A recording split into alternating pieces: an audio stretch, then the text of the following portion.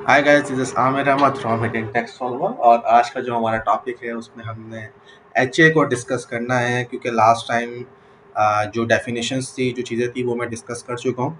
अब जो है हमने प्रैक्टिकल पर्पस को देखना है कि हम प्रैक्टिकली इस चीज़ को किस तरीके से इम्प्लीमेंट कर सकते हैं।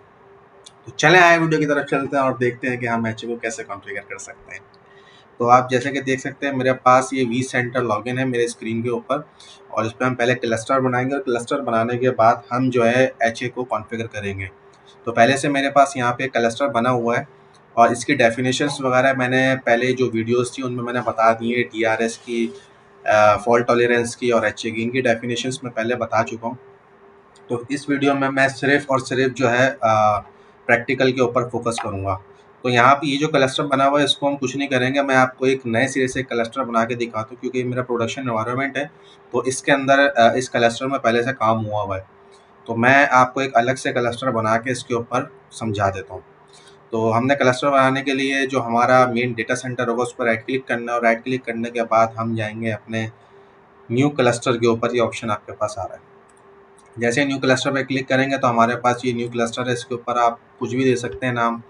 फॉर एग्जांपल मैं टेस्ट दे देता हूँ और लोकेशन हमारे यही है। और उसके बाद हम इसमें फ़िलहाल कुछ नहीं करेंगे, मैं आपको बताऊंगा मैनुअली कैसे इनेबल करते हैं। वैसे तो यहाँ से भी कर सकते हैं, बट हम देखेंगे मैनुअली हम किस तरीके से इनेबल कर सकते हैं।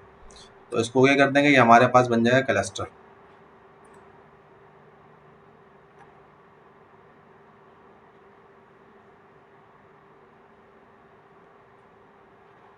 अच्छा, जैसे ही मेरे पास यहाँ पे क्लस्टर बन गया है। अच्छा, यहाँ पे मेरे पास क्लस्टर बन गया है। और अब क्लस्टर के हमने क्या, क्लस्टर में हमने करना क्या है, अब हम इसके अंदर इन्वेंट्री को ऐड करेंगे। क्योंकि क्लस्टर बनाने के बाद अगर हम उसमें इन्वेंट्री नहीं करेंगे ऐड, तो हमारा क्लस्टर बनाने का कोई फ़ायदा नहीं है। और क्लस्टर बनाने के बाद क्लस्टर के ऊपर ही हमने सब चीज़ों को कॉन्फ़िगर करना होता है। जो एच ए हमारा कॉन्फ़िगर होगा या जो भी हम डी आर एस या एफ टी हम कॉन्फ़िगर करेंगे, वो सब हम क्लस्टर के ऊपर कॉन्फ़िगर करेंगे। तो हम क्लस्टर के अंदर किस तरीके से ऐड करते हैं होस्ट, वो हम देख लेते हैं।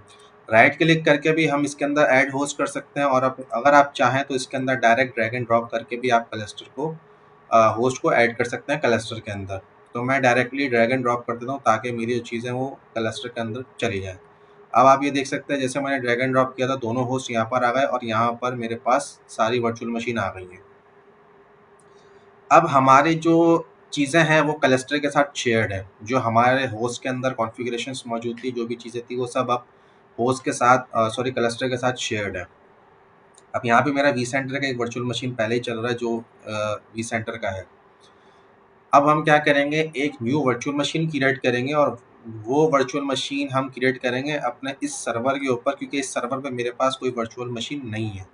देखें, इस सर्वर के ऊपर मेरे पास कोई वर्चुअल मशीन नहीं है। अब हम इसको न्यू वर्चुअल मशीन क्रिएट करेंगे, और उसके बाद जब हम एच ए कॉन्फ़िगर करेंगे तो हमारी यहाँ की जो वर्चुअल मशीन है वो ऑटोमेटिकली माइग्रेट हो जानी चाहिए इस सर्वर के ऊपर।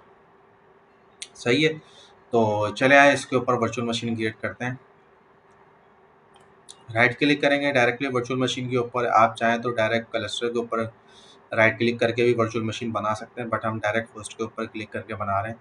तो ये न्यू वर्चुअल मशीन आ गई। न्यू वर्चुअल मशीन के बाद हम नेक्स्ट करेंगे। ये हमारा ये डेटा सेंटर होगा। नेक्स्ट करेंगे। नेक्स्ट करने के बाद हमने इसको बताना है कि कहाँ पे हम इंस्टॉल करेंगे। अगर हम क्लस्टर पे करते तो क्लस्टर के ऊपर ये जो है ना मेन्यू आ रहा होता। क्योंकि हमने डायरेक्टली होस्ट को सिलेक्ट किया तो होस्ट के ऊपर यहाँ पे हाईलाइटेड है। नेक्स्ट करने के बाद अब हमने इसको बताना है कौन से डेटा स्टोर के अंदर जो है ना हमने जाना है। वैसे तो ये खुद ही इस चीज़ को करेगा, लेकिन हम फिर भी इसको बता देते हैं। माइग्रेट ये ऑटोमेटिकली करेगा NFS2 के ऊपर, इसकी कॉपी क्रिएट करेगा। तो नेक्स्ट हम कर लेते हैं डायरेक्टली। उसके बाद नेक्स्ट, फिर नेक्स्ट। अच्छा, इसमें हमने कुछ सेटिंग सेलेक्ट नहीं करनी है, बाय डिफ़ॉल्ट सारी चीज़ें मौजूद हैं इसके अंदर। नेक्स्ट करेंगे, ये हमारी वर्चुअल मशीन इसके ऊपर क्रिएट हो जाएगी।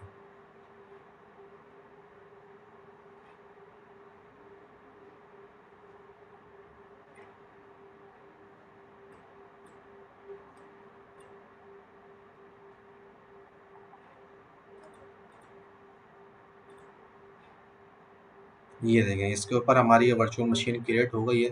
इसको हम सिंपली पावर ऑन कर लेते हैं, और पावर ऑन करने के बाद फिर हम अपने जो वेरिफिकेशन करनी है वो वेरिफिकेशन इस पे करेंगे।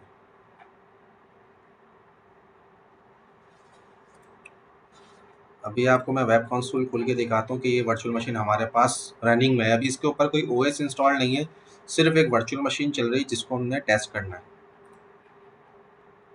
ये वर्चुअल मशीन मेरी रनिंग में है यहाँ पे।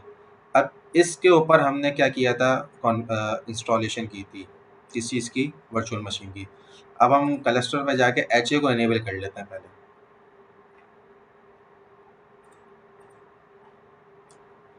डायरेक्टली हम क्लस्टर पे जाएंगे, क्लस्टर पे जाने के बाद वी स्फीयर अवेलेबिलिटी के ऊपर हम जाएंगे और यहाँ पे जाने के बाद ये हमारे पास आ रहा है v sphere h is turn off. तो फिलहाल एडिट करके इसको हम ऑन कर लेते हैं। यहाँ पे डायरेक्टली हमने इनेबल करना है, जो मेजर कॉन्फ़िगरेशन है वो सब इसके अंदर पहले से हुई भी है, हमें सिर्फ चीज़ों को वेरीफाई करना है। रीस्टार्ट वीएम करेगा होस्ट फेलियर के ऊपर, होस्ट रिस्पॉन्स के ऊपर, एडमिशन कंट्रोल, हार्ट बीट, ये सब चीज़ें ऑटोमेटिकली सेट है, जो सेट है। अच्छा, ये जो मैंने आपको कहा था ना कि डेटाबेस जो है वो खुद ही अपने पास से माइग्रेट करेगा इन केस अगर कोई डेटाबेस फेल हो जाती है, तो वो इसके अंदर दोनों चीज़ें आ रही हैं पहले से। उसके बाद एडवांस ऑप्शन में भी हमने कुछ नहीं करना, सिंपली हमने ओके करना है। ये हमारा जो वी स्फीयर का एच है वो टर्न ऑन हो गया। अब हम एक बार इसको रीलोड कर लेते हैं और रीलोड करने के बाद हम अपना जो वेरिफिकेशन है वो उसको कंप्लीट करते हैं। ये हमारा हो चुका है एच टर्न ऑन, सब चीज़ हो गई है।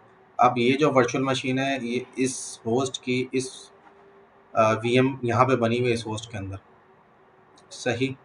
अब हम इसको कर देना पावर ऑफ और ये जो वर्चुअल मशीन है ये माइग्रेट हो जानी चाहिए।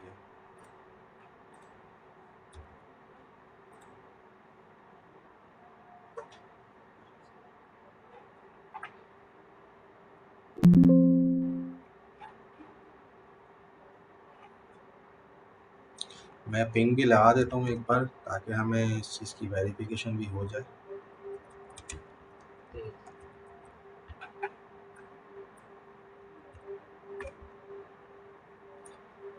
अब यहाँ पर देखें हमारे पास पिंग नहीं आ रहा है, इसका टाइम आउट आ रहा है और ये कुछ देर में डेस्टिनेशन होस्ट अनरीचेबल आ जाएगा, तो वर्चुअल मशीन हमारी बंद हो जाएगी।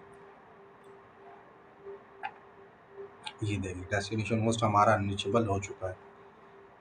अब हम रीलोड कर लेते हैं और रीलोड करने के बाद एच को कॉन्फ़िगर कर देना चाहिए हमारी वर्चुअल मशीन को दूसरे होस्ट के ऊपर। ये हमारे देखें क्लस्टर के ऊपर एरर आ गया कि हमारी एक वर्चुअल मशीन लॉस्ट हो गई है।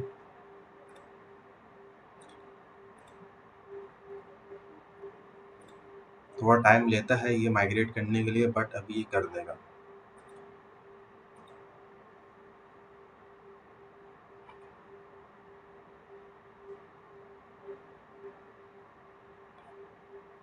अब ये देखें यहाँ से हमारे पास से वर्चुअल मशीन चली गई है। अब ये वर्चुअल मशीन हमारे पास इस होस्ट में आनी चाहिए। अब आप ये देख सकते हैं कि मेरे पास पहले से वर्चुअल मशीन यहाँ रनिंग में है, अभी तक ये वर्चुअल मशीन बंद नहीं हुई है, ये रनिंग में आ रही है। अब मैं इस पे जाऊँगा तो यहाँ पे वीएम्स के अंदर ये देखें ये मेरी न्यू वर्चुअल मशीन के नाम से आ रहा है।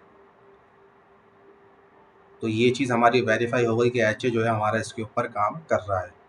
तो आई होप आज की वीडियो आपको पसंद आई होगी। अगर आपको पसंद आई है तो हमारी इस वीडियो को kindly like, subscribe and share करें और बेल आइकन को प्रेस करें ताकि हमारे न्यू आने वाली वीडियोज़ की अपडेट्स आपको मिल सके। Thank you, thanks for watching.